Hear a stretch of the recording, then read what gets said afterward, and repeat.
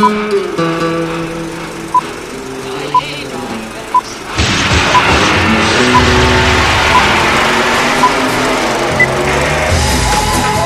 to the Reviews Without Remorse podcast with Joe and Dave. Be warned, the discussions in this podcast will contain detailed spoilers. For spoiler-free reviews of newly released films, please check out our channel Reviews Without Remorse on YouTube and VidMe. Enter at your own risk and enjoy the show. And welcome back to another episode of Reviews Without Remorse. I'm your good buddy Joe, and as always, here's my buddy old pal Dave. What's going on, buddy? My buddy old pal, buddy mine. Buddy mine.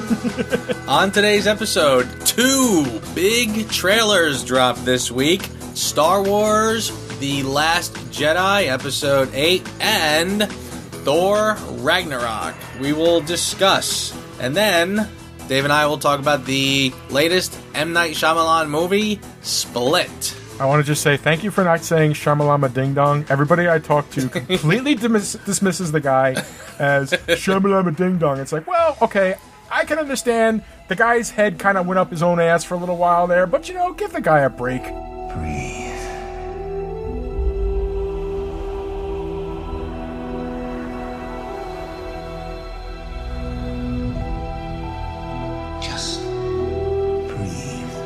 It was an okay trailer. I didn't really feel like it gave you very much. I kind of felt like it was, for a trailer that was however many minutes long, I felt like it was pretty short on information, which is good, but I kind of felt like it didn't tell you much at all, really. Like, it really didn't tell you anything you didn't know in the last 5 minutes of the last film. Mm-hmm. I wonder, are they getting a little somber because it's the second one, so we gotta Empire Strikes Back it.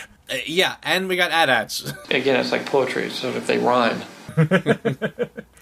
And by the way, when I was younger, refused for the longest time to say AT-ATs. I said they're AT-AT walkers. I said, I'm not going to say AT-AT like everybody's doing. Finally, I broke down and started saying AT-ATs. Fine, you win, they're AT-ATs. And then lately now I hear everybody going, I'm not calling them AT-ATs, they're AT-ATs. I'm like, tough shit, pick one, I'd say. They're AT-ATs now for me. Oh my god, you motherfucking hipster. I was calling them AT-ATs before it was cool. It's time for the Jedi to end. Yeah, so really, for a trailer that should be pretty big, I don't have much to say about it, because I felt like there really was not much there, and you know, that's it. I saw some faces and peoples and a little bit of running and whatever, and okay, but I couldn't tell you what it's about, honestly, so. Well, I mean, they're calling it a teaser trailer because it's only supposed to be like a tease. It's not actually a full-length trailer. This is how they distinguish shit nowadays. The teaser is little bits and pieces to get you an idea. Hey, we're making this movie. Get ready to spend your money. And then the trailer is supposed to be the story one. But, I mean, even if you think back to the Force Awakens one, how much did the 2 or 3 trailers that they did with that really explain about what we were going into? Mm-hmm. Right? And in fact, kind of manipulated you into thinking one thing when it turned out to be something else. Oh, it's not Finn that's going to be the Jedi, it's actually Rey. In that, you know, completely... Oh, God, I was watching it the other day, and just watching it made me cringe. I'm sorry, gotta digress for a second here. The scene on Starkiller Planet, where Kylo Ren is basically toying with Finn. It's like, oh, you think you're a Jedi? This is fun. Until Finn hits him, and then Kylo's like, okay, fuck this shit, and then knifes him up the back. And he reaches out to the Force to grab Luke's lightsaber, and it comes at him, and it's coming at him, and it's what he wants. Why isn't he reaching out to grabbing it? Why is he like, whoa, get out of my way? I wasn't just calling you or anything like that. It's like, that made me cringe. I mean, yeah, it was dramatic and everything like that, but it just looking at that, no, he called it. It's not like it was just sitting there and, you know, he was gloating over him and all of a sudden it flew past him and it was like, what the hell was that? He was calling to it. He should have been able to say, okay, you're coming to me. Well, you're coming a little faster than I expected, but snipe! Whatever. Right. It's a teaser. It's supposed to be. I think the only element story-wise that they're really giving away at this point, I mean, we knew Rey was about to be trained as a Jedi. We knew that the First Order weren't done. So they kind of established that. They're still not saying what the hell happened with Finn, because as far as I could see, so he's still in a coma. I think the big plot thing they wanted was when Mark Hamill said, you know, that the Jedi should be no more. Okay. Yeah, and oddly, that's the part I'm interested in. But go ahead. I think right now that's all that they're willing to release. Granted, I don't think it was a terrible trailer. I thought it was a nice tease, but it's not going to stand up in my mind as when I saw the second trailer for The Force Awakens. I mean, they had this amazing soundtrack that went with it that just enhanced each scene. When Williams' Han and Leia's theme comes up during that one part, it just kind of like gets you right in the feels every damn time because, of course, Han shows up right after that. That was an epic trailer, and that was the second trailer. I wasn't actually very impressed with the first trailer for Force Awakens. I was kind of like just reserved. It's like, yeah, it's good to see all this stuff and hear all this stuff, but right now it's nothing. So I'm not too worried about Star Wars. Agreed, it was a lackluster trailer. When you compare it to the trailers that are out there nowadays with the flash and the grit and the flubber, it's kind of hard to go up against it. But as a teaser, it was okay, just okay.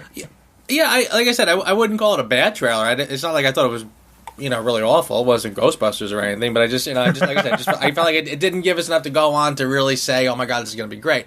But yeah, actually, the part that like I said, the part that interests me is the Luke Skywalker part and the Jedi, and it makes me kind of go. I thought it was and again, I didn't really think that Episode 7 exactly set the bar too high, so I'm sort of going into this one with, meager expectations, and if it's good and exciting, okay, then I got what I expected. If it's better than that, then great. But yeah, I thought the line was kind of odd. I think it's time for the Jedi to be done. I was like, well, why would that be? I mean, I guess the idea is Luke is pretty burned out from the whole experience, and Kylo Ren turned bad, and I guess that's bad and stuff. I don't know. It was sort of an odd note to me, and I'm wondering what that's about. I'm reserving expectations till I know more, and I'll just, we'll see. I'm going to see it regardless, so, we'll see. But I wasn't, it didn't excite me to go, oh my God, I got to see this, because it already kind of left me feeling like, just a little ambiguous. Like, why would Luke want the Jedi gone? I mean, as opposed to what? You're going to let the Empire run around and... The First Order. I don't know. First, which by the way, that was another thing they announced at Star Wars Celebration this weekend. The next Battlefront game is actually going to tell the story of how the remnant of the Empire becomes the First Order. All right. Well, that's interesting, I guess. I guess you're going to be more excited about that than I am because you're the gamer, and I guess you're kind of happy to find this out through a game as opposed to having to read it in a book or a cartoon. Well, I mean, I would read it in a book or watch it in a cartoon as well, but I mean, this will just be a very interesting angle for me to watch it at. Yeah, all right. Well, that's cool. I kind of wish they would make a movie out of it because that's kind of interesting to me. Oh, but wait, come on. After the success of Rogue One, after probably the Han Solo one, and Ewan McGregor, basically, anytime you give Ewan McGregor a goddamn microphone, he says, oh, if they want to do an Obi-Wan story, I'll be glad to do it. So that's eventually coming. I thought that was a given, actually. Or did they change their minds on that? Doesn't he have something coming? No, they haven't officially announced anything. They're doing this thing where it's like, we've officially announced the new trilogy, and we've officially announced Rogue One and Han Solo. And I think as it gets closer to Han Solo, because I think Han Solo only started filming. I think it only just started filming. So I could have sworn that one of it was going to be Rogue One, Han Solo, and a Ben Kenobi movie. That was what everybody talked about, but they haven't officially said so. I swear I've seen. I'm looking it up right now because I swear I have seen. I'm sure it's going to happen. I'm absolutely positive. I thought it was just called like Kenobi. Actually, wait, hang on. I'm looking at it right now. Yeah, there was Star Wars: The Force Awakens, Rogue One, Star Wars Episode 8. The next one was supposed to be something called Kenobi: The Balance of the Force. This was something that was originally slated or planned. Click on that link I just sent you. Okay. Oh shoot, dude, that's a fake. I've seen this before. Yeah, that's a fake one. No, but I've seen this ages ago. The Solo is real. It's not a Fett Solo movie though. Yeah. Well, okay. Not to mention the fact that if this was the way it was supposed to be, then why is Kenobi before Solo when Solo was filming right now, and there's no word on whether they're filming Kenobi or not? Well, I mean, but I just assumed that they could switch it around or whatever, but I thought this was an official thing that was planned out a while ago. No, as far as I know, man, they haven't. This doesn't. Yeah, I've seen this before, and I think it got debunked. Huh. Well, that sucks. I kind of was looking forward to that, actually. Don't worry. It's gonna happen. It's absolutely positively gonna happen. It's just one thing at a time.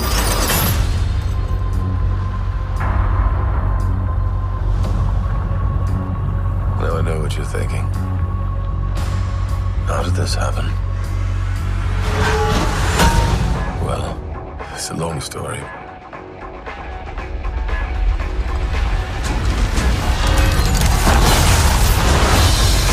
Which leads us to the other trailer that came out this week, which was fucking awesome.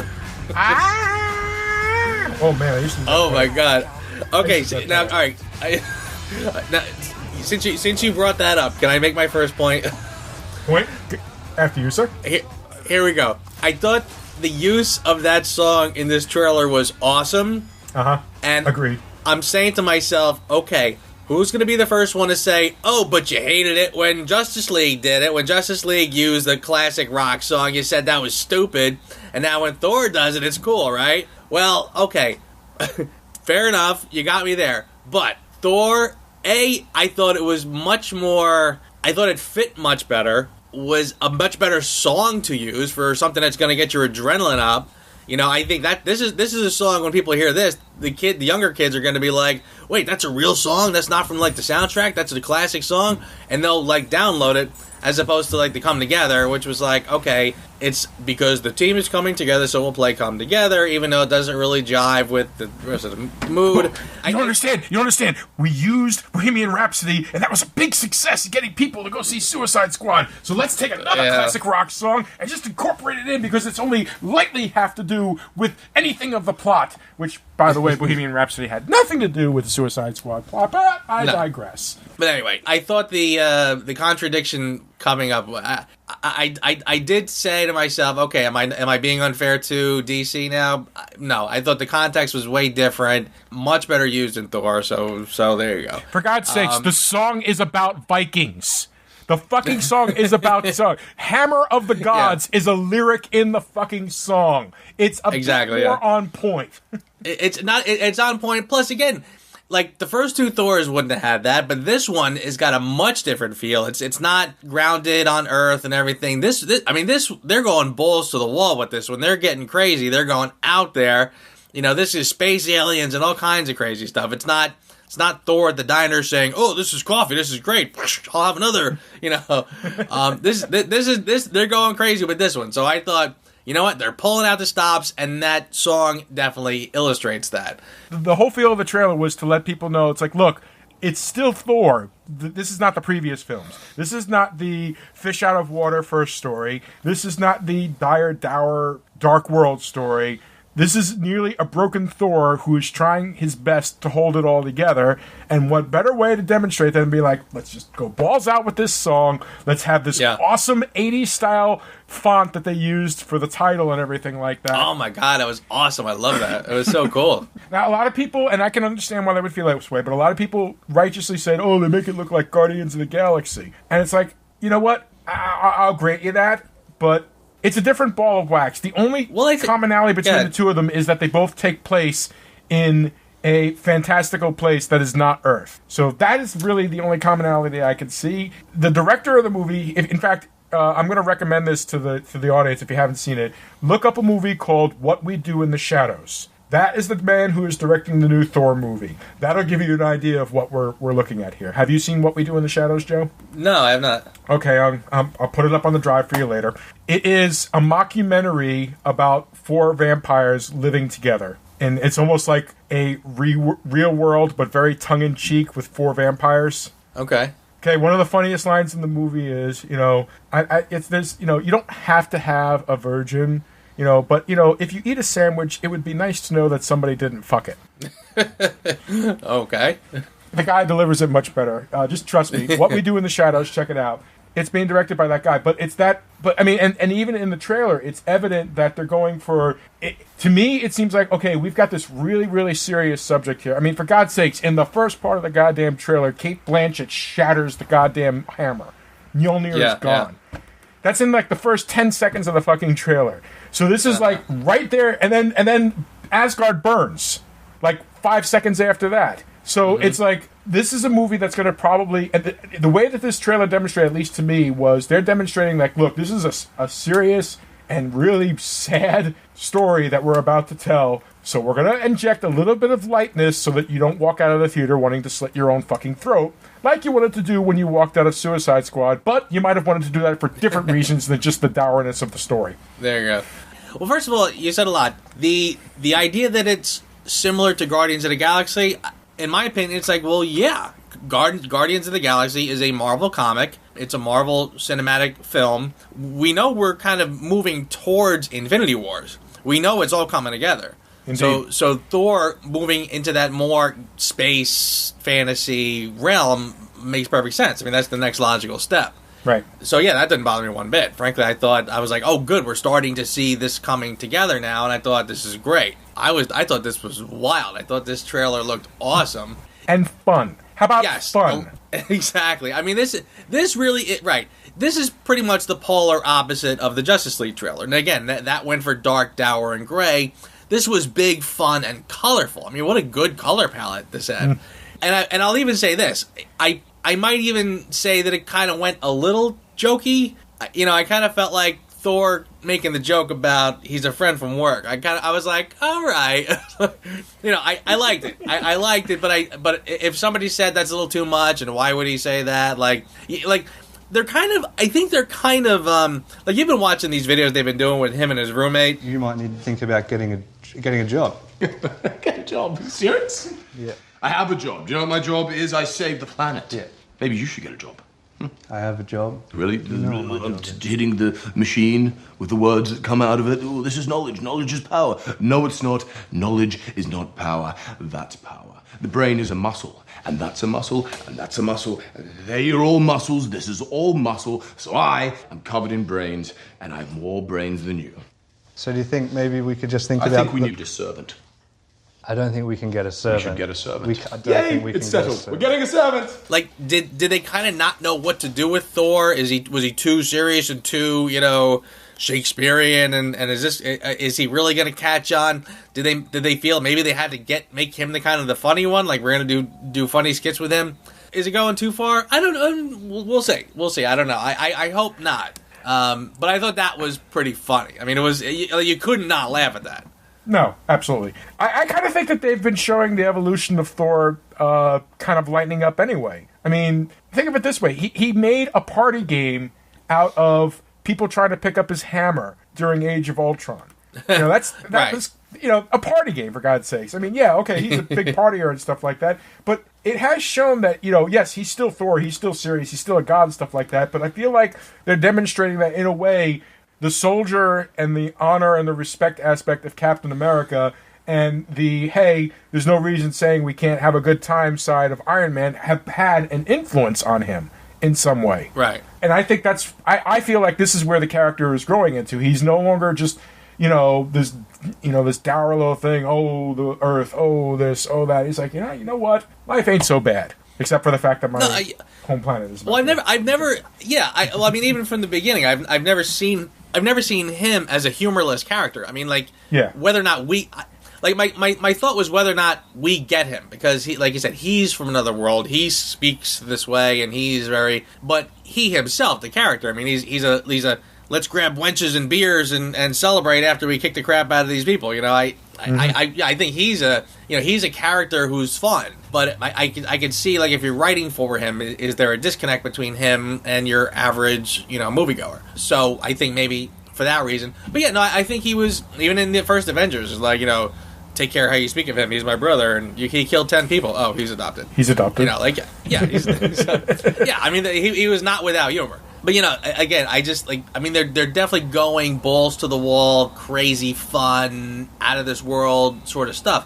Which, again, bring it on, because it looks like they're nailing it again. I mean, seriously, this series can't do wrong. Like, they just cannot screw up. Don't jinx it. Don't jinx it. That's the last thing we need, man. Oh, every DC fanboy is salivating at the bit for Marvel to stumble, and they're eating up the fact that, for example, Iron Fist is the worst reviewed show of any of the Marvel shows. They're eating that up. Well, One of them's got to be. Well, I agreed. It's like, well, let's see. After nearly 20 movies and 5 TV shows, somebody has to stumble at some point. Even Pixar made Cars too.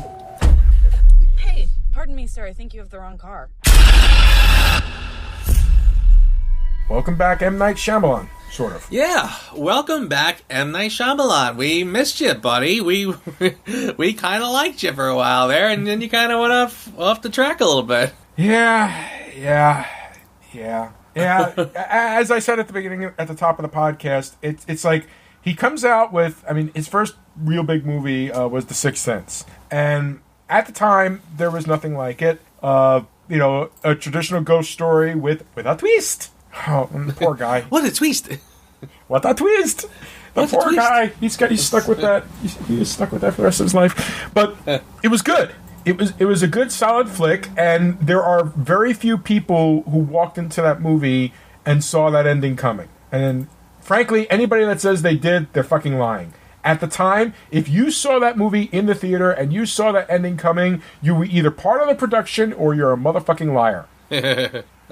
Yeah, and I agree. I still remember seeing that in the theater and being blown away by it. I thought it was phenomenal, and I thought the whole movie was solid. Like, it was like a really good, solid direction, very interesting stuff. I loved the way he shot things, and it was almost kind of heartbreaking when you saw his next couple films. I liked that he tried to be experimental in a couple of his films, but again, I kind of felt like.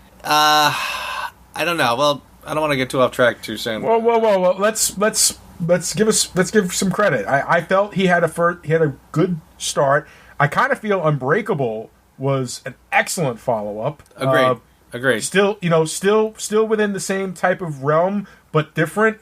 And probably, when people talk about, here we are talking about the deconstruction of superheroes that Zack Snyder's been trying for. Shyamalan did it. He did it already. Unbreakable is your superhero, but with respect. You watch Unbreakable and you think to yourself, God, if Shyamalan could have only had the rights to some comic book characters, imagine what he could have done. and then he did The Last Airbender and showed us exactly what he could do. But But at the time, there was an obvious love of the art of comic and the story of comic books within that movie, which I appreciated at the time. And at the time, comic book movies were still kind of on that little fringy area where they didn't quite cross over. Mm-hmm. And it's kind of good that I bring up Unbreakable. And as always, folks, there's spoilers, but we'll get to that in a second. Now, this brings us from that to Signs to The Village to The Lady in the Water, The Last Airbender. And let's not forget The Happening. well, hang on. Don't go so fast. I think The Signs is worth mentioning because I thought Signs a very good movie. And again, I liked how he shot things. But there was a couple of times in there I saw him trying to get. I don't know if it's fair to say he was getting cute, but he would do some things. Specifically, there was a shot that he did in the basement where he dropped the flashlight. Mm-hmm. And he just holds the camera on the flashlight where everything is happening off screen and you're just listening. I like what you're trying there. I like the idea of it. I like the experimentalness of it, and I like the callback to other directors who it kind of had a Hitchcocky sort of feel to it. Okay, but you can't sort of throw that in the middle of the movie without it looking very. It's jolting. It's a little jolting, and I kind of thought, well, I don't know. But again, I like that he's still experimenting in this phase of his work, but and he did a lot of things right in that film. It's a good movie. It's a solid one. But yeah, I think it's not long after that he kind of starts to wobble a little bit. Yep. There's actually a book about him and his losing his relationship with Disney over Lady in the Water. But really? that yeah. If you've ever, I could not make it through all of Lady in the Water because it is a very self-serving movie. It's very, very hard to watch. I couldn't. Really? I never watched it. I never saw it. You should. You know what? I'm gonna make you this promise, and I'm gonna make the audience this promise. I am gonna watch it. I'm not saying when, but I am. Before this year is over, I will watch that movie, and I will do some kind of notice about it and be a little more clear. Mm-hmm. But the little that I did see of it was very hard to get through. Yeah. I remember, incidentally, I remember when The Village came out, I guess it wasn't right after that, but I remember I asked you, I said, okay, The Village, is the twist this? And you said, yeah, that's pretty much it. I said, okay, thank you, you just saved me 2 hours. Mm-hmm. Once I heard that, and again, talk about kind of like, it's not a bad twist, but not too hard to do, so it just seemed kind of weak, but anyway. Yeah. Which brings us to Split. So, wait. Are we really gonna pass up Are we gonna pass up The Happening? What? The Happening. No. We can't make fun of The Happening for a while. What? No. Anybody who's actually seen the movie knows exactly what I'm talking about with that. Can I just get a second? What's the guy got to do to get a second around here? Oh, Mark Wahlberg. Do you like hot dogs? I like hot dogs. I love hot dogs. You know it's funny. I kind of felt like that movie gets like too much crap. I didn't think it was that bad. I saw it in the theater, and there were actually some parts in it. I thought the idea that the logic of a lot of things, I get it's kind of silly, and the idea that it's just the plant life that did this. You know what? Yeah, that's not enough. But I remember watching that film. But that is enough. That's the point. That is enough. Anything else that happens in that movie, once you lose the credibility of the plot, the rest is gibberish. Is more gibberish. Right. I agree with that part. But I do want to give him credit though, because I thought when the scenes of the people actually starting to commit suicide, I did think that was kind of chilling. I thought when I was watching that, I thought just the whole idea that it was a little disturbing. It was unnerving. I know there was some that were a little silly where the guy starts to feed himself to the lion, basically. A little awkward. The very idea I thought was kind of, it creeped me out the whole time. So I do want to give it just a tiny little break in that respect. I thought it was okay. All right, but small bits of imagination don't make up for the lack of a coherent plot. Fair enough. Absolutely. And granted, I agree with you. I thought the suicides were very imaginative. I imagined... My whole thing with this movie, I like to tell myself, this was like a night of drinking and marijuana where M. Night Shyamalan talked about how if he had mind control powers, how he would get even with all the people that have said bad things about his movies. Yeah. There you go. Seriously, maybe... So, and incidentally, the other one that we should not pass over, too, I haven't actually seen it, but I've seen enough videos on it about why it's so awful that I don't even have to see it, is After Earth. Wow, is that a piece of crap. Well, first of all, it's After Earth. Earth. Right. EARF. Earth. Welcome to Earth. That was a complete look, my son's an actor movie. Oof, and right? I can only imagine. I like to tell myself there's no way M. Night agreed to this. He was like nobody's going to employ me right now. If the Scientologist wants me to make his son a big movie star, and fine, I'll see what I can do. Yeah. It's got to be pretty amazing to have that much money, that much power to basically say like, hey son, you want to be a movie star? Yeah, okay, all right, let's do it.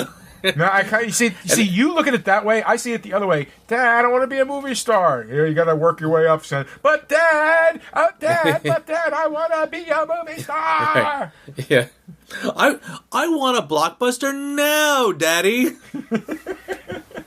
Well, he's still waiting for it. Yeah. Oh boy, is that kid? And it's a shame too, because he was. I actually love that Pursuit of Happiness movie. That's a great little movie, and he's great in it. But yeah, that's just, yeah. This was pretty awful. There's a flower on the pillows, a flower in the bathroom. Like, we're important.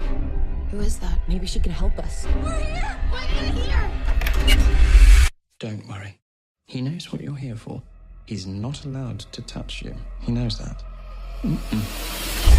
Okay, now that we have disseminated the career of M. Night Shyamalan, let's talk about where he's going to now. Split. So, I saw the trailer for this. I was like, oh, look. Okay, that's what McAvoy was doing right after he was done filming X-Men, because he still has his bald head. Okay. Right. And I was like, okay, this trailer seems like it's giving away a lot, but okay. Actually, the trailer didn't give away a lot at all. I was actually pleasantly surprised as to what it didn't give away. I thought it was going to be your average run-of-the-mill, split personality, kidnaps girls for nefarious reasons. And I was kind of pleasantly surprised by the layers. Granted, it's typical M. Night Shyamalan layers where it's not like this was something about him that kills me.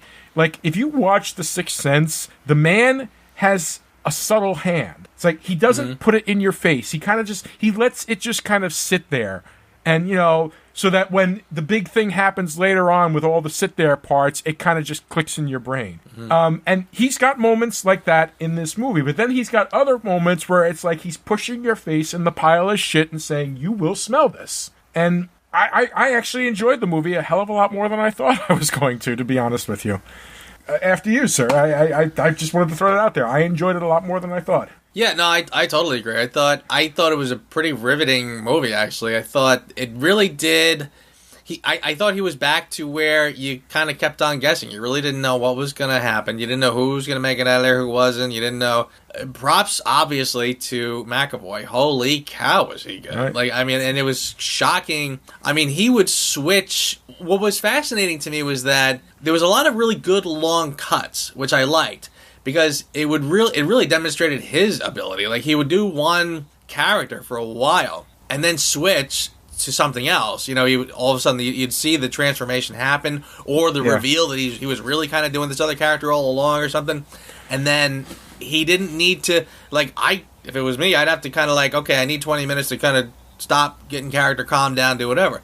Oh no, he just switched right away, and it was like suddenly. it was almost like, remember what was the name of that movie? Primal Fear, where Ed Norton, remember that one? And that was the first time you saw Ed Norton, and then when he did that whole switcheroo at the end, and that was the whole big punchline. Yep. This, you got McAvoy doing that every 5 minutes. Like, the whole thing was him pulling that on you, and you didn't... His last scene, he went through 3 characters in the span of a minute, and you always knew who the character was, just in demeanor, in mannerisms. The fucker was brilliant. He was brilliant. Absolutely. He really did. And I think that, to be perfectly honest with you, that made the other ridiculous parts about it so much easier to swallow, because he just he just made sold that part. Yeah, sold it completely. I tell you, he really is. Talk about a versatile actor too, because again, when he would do the scenes of. And we're into spoilers right now. I could assume we're into spoilers now. If you haven't seen it yet, go see it. It's really, really good. Then come back. But when he does these characters, he'll do the little boy, right? The little boy, sitting there, kind of curled up and chewing on his finger, and you buy it. Then he turns into the badass, and Dennis. It's like. Yeah, and then it's and you can see the girl watching him train. All of a sudden, he's now the badass shows up, and you just look. You're like, oh fuck! He totally sells it. He sells it like crazy. It's honestly, God, it's almost like if this was real life, he's the kind of guy. If you put a baseball cap on him and a sweatshirt, and he acted like a goofball, you'd have no. But if he walked up to you and just gave you that look, it's like, oh man, I wouldn't want to run to that guy in a dark alley. Yeah, you talk about selling it. I was totally just I bought all of it. It was fantastic, and I did think when you mentioned the over the top parts, I definitely felt like, wow, they really were right on the edge of getting a little too carried away. But I like I said, I think they sold it, and I thought even in the finale, he does he does a pretty big feat of strength. Yeah, I bought it. I was on board with it, and I was saying I was so glad they didn't get a little silly and have it be worse, where he ripped the door off or something. But when he bent wow, I was totally I believed it. And they said they were. They kind of set you up for it, because there was some talk earlier about how the adrenaline, you can lift cars and do stuff when you're adrenaline. So when that happened, I was totally on board with it. I thought that was, they did that perfectly. And yeah, man, that was good. And I really didn't. And again, I thought I was saying to myself, as the story was progressing, I was kind of almost worried that I hope the ending is gonna work, because I kind of feel like this is gonna be a great little journey. But how are they going to kind of paint themselves out of the corner? Oh my God! I thought the exact same thing until that ending. Yeah. Yeah, I kind of felt like I was kind of nervous. I said, I don't know where this is headed, but I'm nervous they're not going to know how to finish this, and it's going to get kind of silly or stupid. Okay, I'm gonna have to say it. I have to. I'm sorry, ladies and gentlemen. We're gonna have to go into the ending because this was just too damn good. When he's having his last monologue, and I'm watching it, I'm riveted by his performance and stuff like that. And all of a sudden, I'm hearing like this music, and it's like that fucking music is familiar as fuck. What the hell is it? And then it went into the full thing. It's like that's the fucking music from Unbreakable. And yeah. And sure enough, they go to a diner. They're talking, and there's David motherfucking Dunn, played by Bruce Willis himself, talking about Mr. Glass. I was like, unofficial Unbreakable sequel! Okay, what did you think of that? Because I wasn't even really getting to that part yet, but now that you mention it, I was kind of scratching my head when that happened. I was like, I didn't know if I mean, it was interesting that they tied the two worlds together. Okay, so they both exist in the same world. Okay, but I'm sorry. You go ahead. You ask your question. And I'm going to tell you. Well, that's it. I felt like am I missing more to it than that? Because I didn't really kind of feel any connection to that film necessarily. I feel like I feel like this was, if Unbreakable was the origin of a hero, this was the origin of a villain. Okay. I'll buy that. I mean, if that's the way if this is truly the precursor towards an official Unbreakable sequel, I'm quite okay with the idea of the green security man versus the Horde, which is the name that the press gave him at the end of the movie. Right.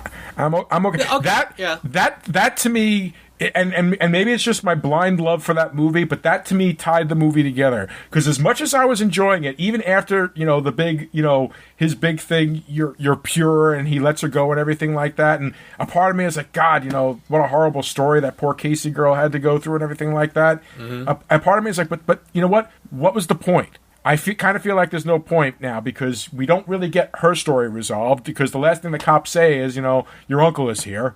It's like that. Great, thanks a lot for that. And they don't they don't show what happens next. I like to tell myself that she told the cops, "Yeah, I'm not going back with that, rapey motherfucker." But then it was kind of like, but then what was the point? Why have him get away? It just feels like there's a bigger story here that we're missing.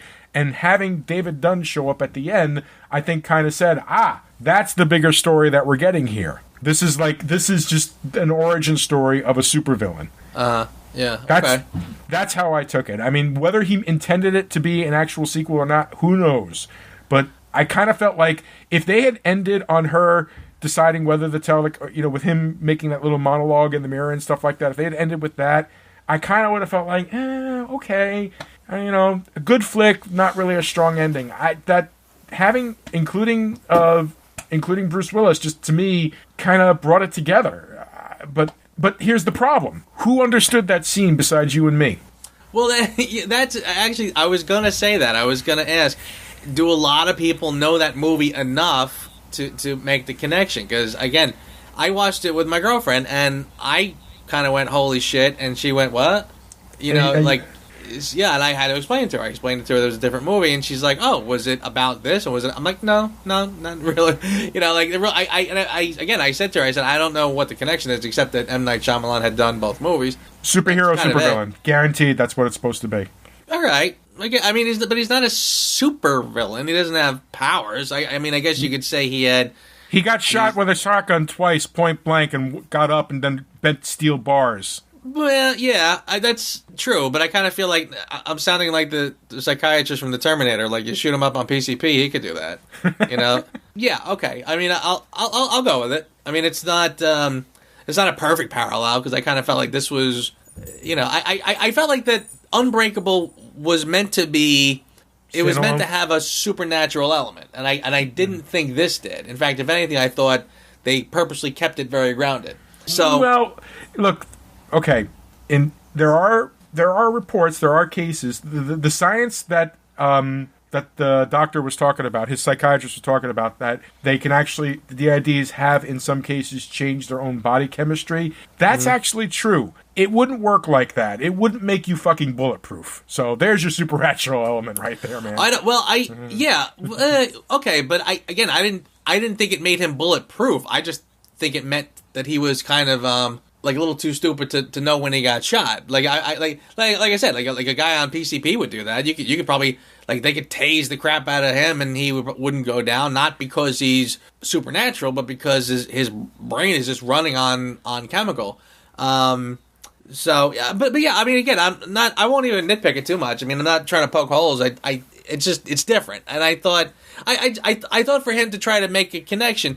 Put it this way: you can have an Easter egg with a nod to another film without having it be like connected for a deeper meaning. So either way, I don't mind it, and your theory about the supervillain works. I mean, it definitely makes sense. That is what this is about. But incidentally, now that you brought that other thing up, I did want to talk about that. I thought that the whole theory, I found this part of it sort of fascinating. The therapist with this whole premise, this whole thesis, that if you really think about it, about the abilities that these people have, instead of looking at it as this horrible ailment, it really does shed light on the magical powers that the body has. And I thought that was actually very fascinating. And frankly, I thought, I'm sure people somewhere are discussing it and possibly making that theory. I thought that was actually pretty fascinating. I thought that's true. I mean, you really do. I mean, there are cases of that. I know that that's true. I've heard things before about people being able to do, I mean, just on a simplistic level. Yeah. They will tell you that, I mean, when you talk about the placebo effect of people being told, yeah, here's an aspirin, and it's not, but their headache goes away because you've suggested it. That, I mean, again, that is just the surface of what is possible. And I thought, wow, that is a fascinating idea. And I thought that was really, well, I liked it. I liked it a lot. There is actually some science on it as well. I mean, there's nothing, I don't know how conclusive it is, but I don't know if it's anecdotal, but when she started talking about the subject, it's like, I remember hearing about this before. It's like, I see where you're going. Nice. I like that. Mm-hmm. You know, Shyamalan does have the ability to come up with these interesting ideas. You know, right. Sometimes he executes them well. Sometimes he executes them, okay. Sometimes he executes them like, Jesus Christ, dude, stop smoking crack. And this is a well one.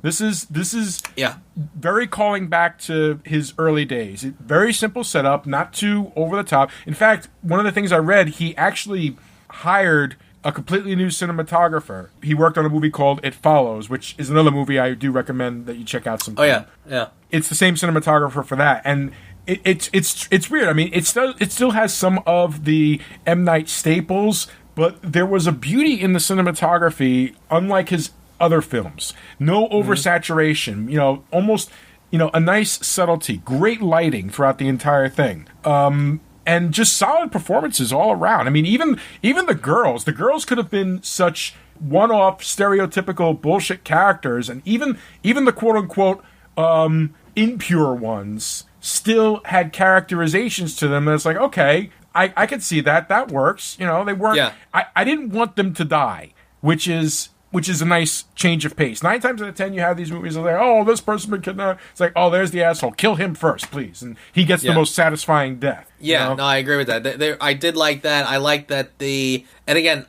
they were the two who were supposedly the spoiled brats who still, one had the spunk and said, we need to get out of here, and I took classes, and of course the other girl's like, oh, you and your classes, whatever, can go, whatever. But yeah, I was kind of on board.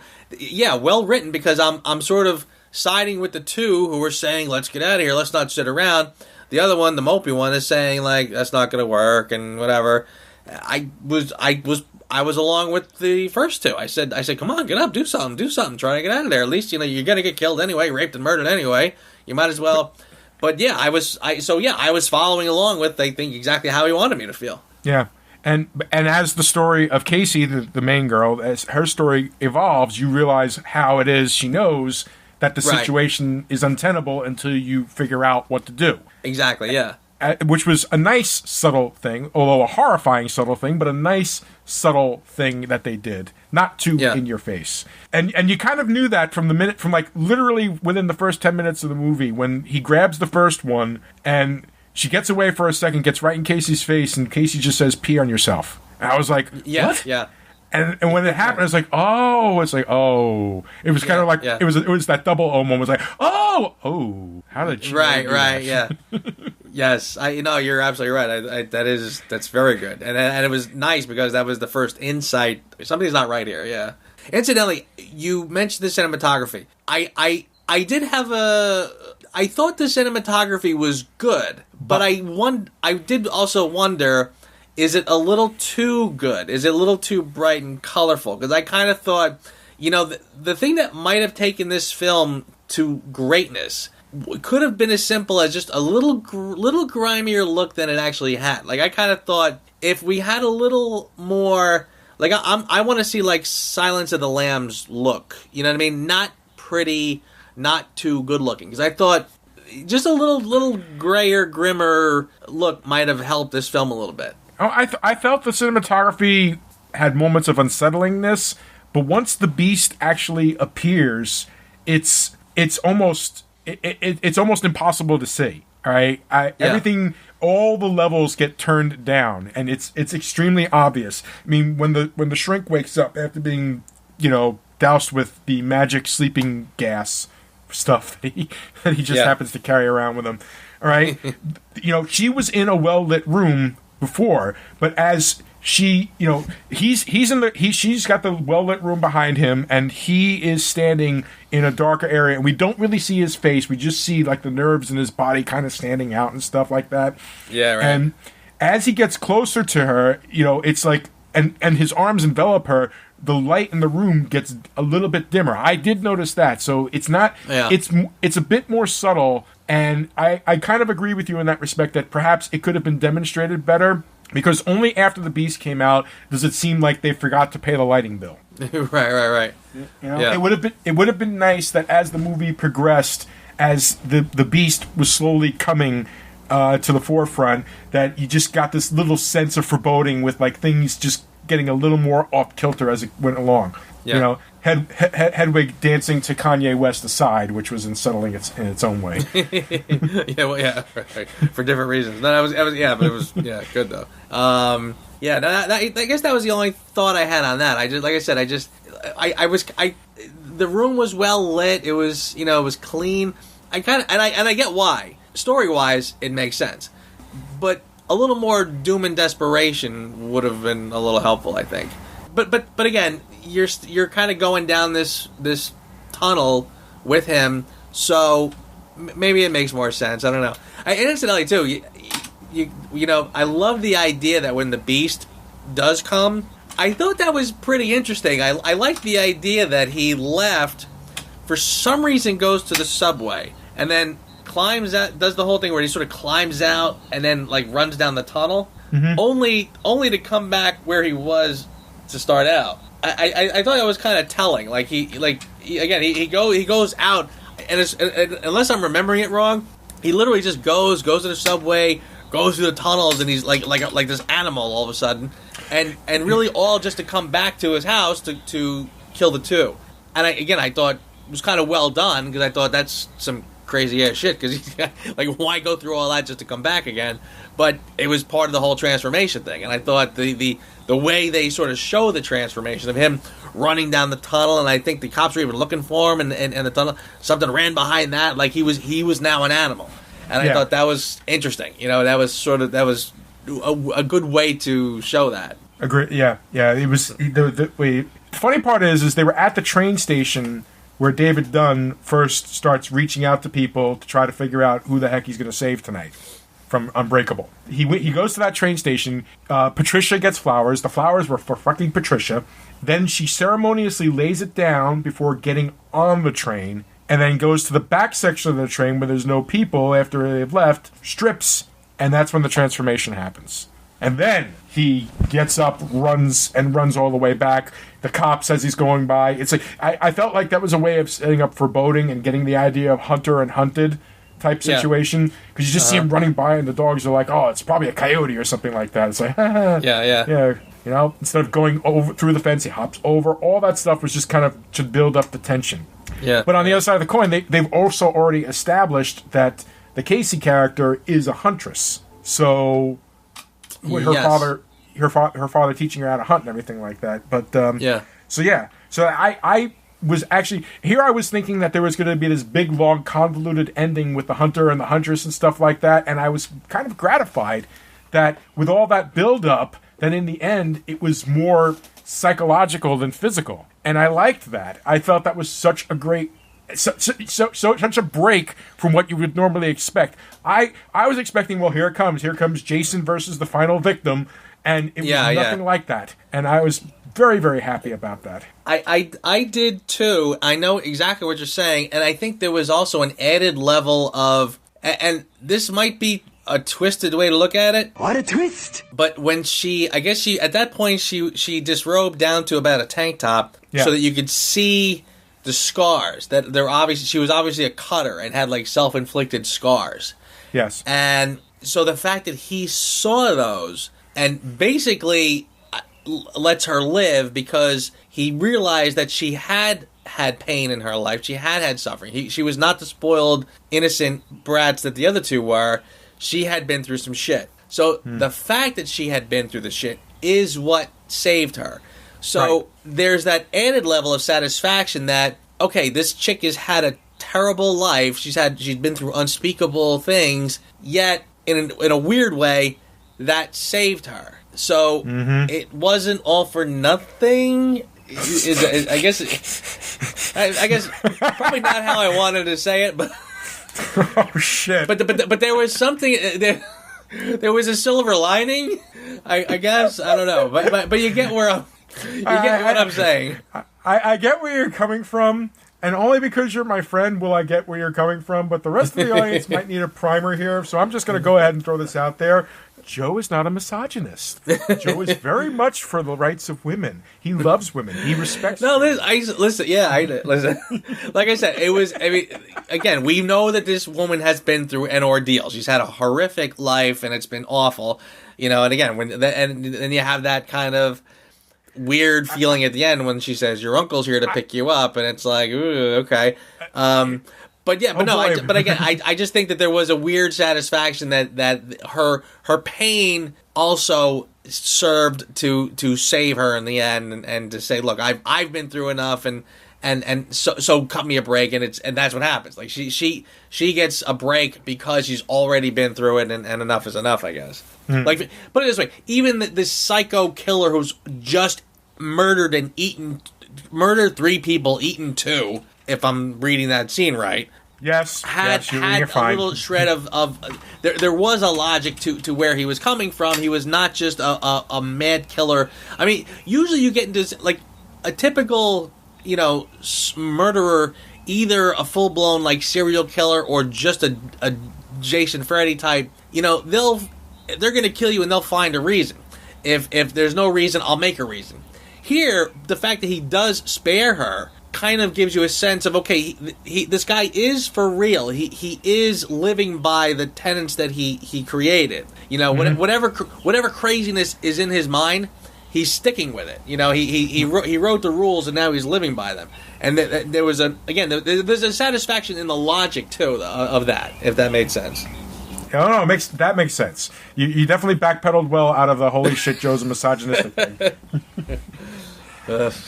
But yes, in the end, I saw this movie on a lark. I thought it kind of looked interesting, and I just figured, you know what, McAvoy will be a hell of an actor. He's a hell of an actor, so I know that he'll do a great job of it. Just for that alone, it might be worth it.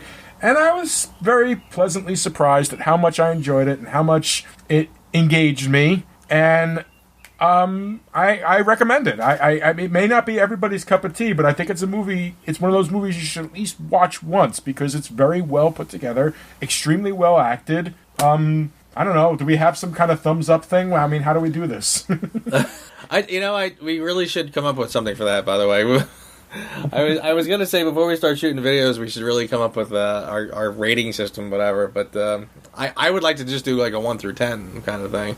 Okay, I'd give this a solid 8. That's pretty much where my head was too. Yeah, I would give it a solid 8. I thought it was it's a very, very good movie. Very competent, very satisfying at the end. No shortcuts. It was.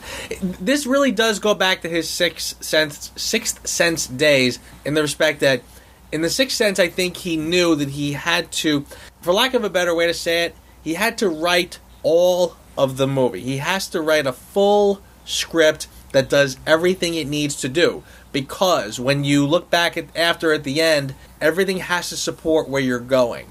When you get to a movie like The Village, I think he stops doing that and he starts to say, well, the twist is enough, and the rest will just sort of take care of itself. Here, he got caught up in his own twist at that time, I think. Yeah, he gets right. He kind of thought the twist was the movie, and that the rest will sort of take care of itself. Like The Happening. The Happening, it's like, I'll just say the trees did it at the end, and it doesn't have to, like, the rest of the movie doesn't have to be about why this is happening. Just that it is. You know what I'm saying? Here, he's back to, he's full-blown writing. Every word in this script points to something else. And that's why it really is an excellent screenplay in that respect. I'll tell you what, too. It's a shame that this movie officially came out in 2016. So it would have been on our top 10 easily. It definitely would have made the top 10, I think. And not only that, but what I was really thinking is a damn shame that McAvoy didn't get nominated for something. Because that was some damn fine acting. I can't think of another performance that tops it, to be honest with you, so far. Right? I mean, just for pure acting, I mean, I know that everybody kind of, when they nominate people, it's really about what they feel and want to see in a movie and what the message of the movie is. You're talking about just acting, give it to McAvoy, boy, because he hit it. Yeah, tremendously. Yeah, and I definitely, yeah, you're right. I think this definitely would have hit easily would have bumped off the old Jungle Book that just kind of... Yes, got it off the list. What will happen when he unlocks the potential of his brain? There is no limit to what he can become. Tonight is a sacred night. You will be in the presence of something greater. The world will understand now. The beast is real. All right. Well, that was a very lively discussion of all things, many different genres. We hit sci-fi, we hit fantasy, we hit horror. What do we do now, Joe? That's true. And I'm not big on horror. I mean, I'm not a big horror fan, but this is, again, I like smart horror. I like smart thrillers that are, well crafted. You show me a good horror movie and I'm all about it, but normally. So yeah, this one really, it stands up in that respect. Oh, I'm the same. I mean, I like to being able to have the ability to, okay, I can enjoy this popcorn Jason Freddy flick, maybe, if they actually make any good ones anymore. But I really do appreciate the subtle and the more nuanced horror. But yes, more like that. Another episode in the hole. Yay! Well, good night, everybody. Till next week.